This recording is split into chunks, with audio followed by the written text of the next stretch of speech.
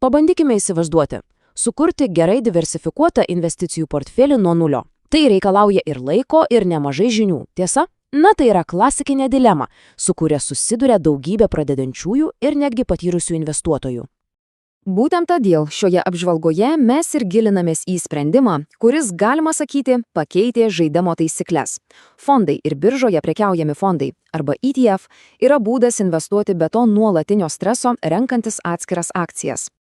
Štai koks mūsų planas. Pradėsime nuo pačių ištakų, kodėl fondai apskritai atsirado. Tada pasinersime į ETF evoliuciją, išmoksime, kaip juos perskaityti ir galiausiai pažiūrėsime, kaip visą tai susijęti su asmeniniais investavimo tikslais.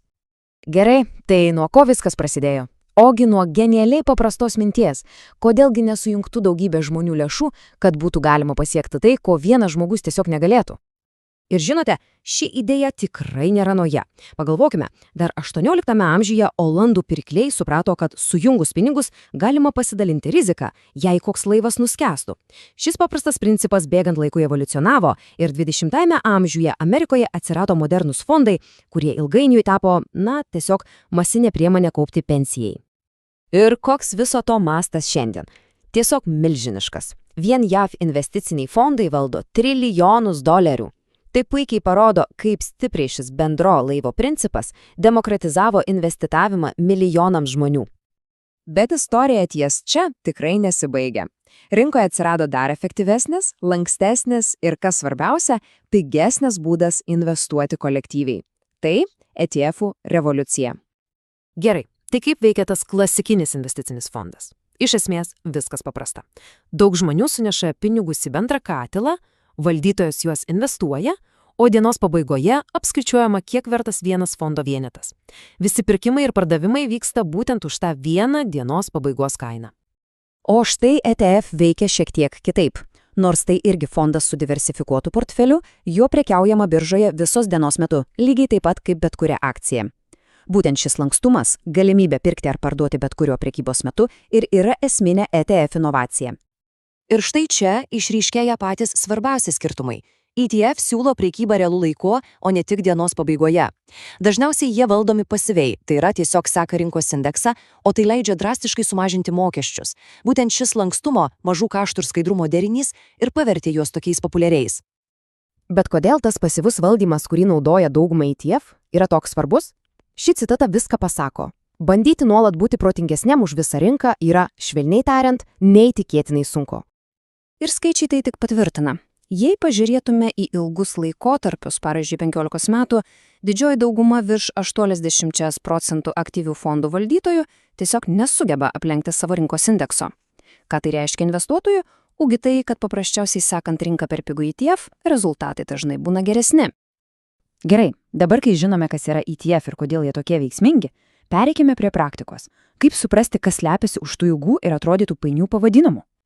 Iš pirmo žvilgsnio šis pavadinimas gali atrodyti kaip kažkoks sudėtingas kodas, tiesa, bet nesijaudinkite, mes jį iššifruosime kartu, žingsnis po žingsnio. Viskas yra paprasčiau, nei atrodo. Matote, kiekviena pavadinimo dalis turi savo prasme. iShares mums sako, kas yra fondo teikėjas. MSCI Emerging Markets IMI atskleidžia, kokį konkretų indeksą fondas seka. Šiuo atveju besivystančias rinkas.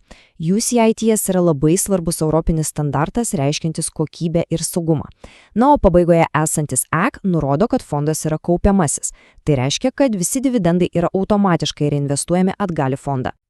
Be pavadinimo yra dar keli esminiai dalykai. ISIN kodas – tai tarsi unikalus fondo asmens kodas, kuris užtikrina, kad perkama būtent tai, kas norima. TR arba metinis mokestis yra vienas svarbiausių rodiklių, nes jis tiesiogiai mažina investicijų grąžą, o pasirinkimas tarp kaupiamojo akce ir išmokančio DIST priklauso nuo asmeninių tikslų. Ar norima auginti kapitalą ilgalaikėje perspektyvoje, ar gauti periodinės pajamas čia ir dabar. O dabar pažvelkime į mūsų pavyzdinio ETF vidų. Matome, kad didžiausią dalį sudaro Kinijos įmonės, toliau seka Taivanas, Indija ir kitas besivystančios rinkos. Tai puikus pavyzdys, kaip vienu pirkiniu gaunama plati geografinė diversifikacija, apimanti 10 šalių. Dabar pereikime prie paskutinės, bet bene svarbiausios dalies – kaip visą tai pritaikyti praktiškai. Dabar sujungsime visas žinias ir pritaikysime jas asmeniniai finansų strategijai. Ir čia prieiname prie paties svarbiausio klausimo. Tiesa ta, kad nėra vieno geriausio fondo visiems. Geriausias pasirinkimas priklauso tik nuo individualios aplinkybių. Kiek laiko planuojama investuoti ir ko galiausiai siekiama pasiekti. Štai keli labai supaprastinti pavyzdžiai. Jaunas investuotojas turintis prieš akis dešimtmečius gali sau leisti didesnę riziką ir didesnę akcijų dalį. Tuo tarpu, artėjant prie pensijos, atvirkščiai, norisi stabilumo, todėl didinama saugesnių obligacijų dalis. Viskas priklauso nuo laiko ir rizikos tolerancijos. Taigi, viską galima apibendrinti šiuo trumpu kontroliniu sąrašu. Prieš investuojant, visada verta savo atsakyti į šiuos 5 klausimus. Tai padės priimti apgalvotą ir informuotą sprendimą, o ne pasikliauti emocijoms. Būtent tai ir yra pagrindinė šios dienos temos išvada. Šie finansiniai įrankiai iš esmės pakeitė investavimo pasaulį, padarydami jį prieinamą praktiškai kiekvienam. Palyginimas yra išties iškalbingas. Anksčiau investavimas buvo brangus, sudėtingas ir reikalavo didelio pradinio kapitalo. Dabar su ETF kiekvienas gali vienu sandoriu įsigyti viso pasaulio akcijų krepšelį su minimaliais mokesčiais. Tai yra tikra revoliucija.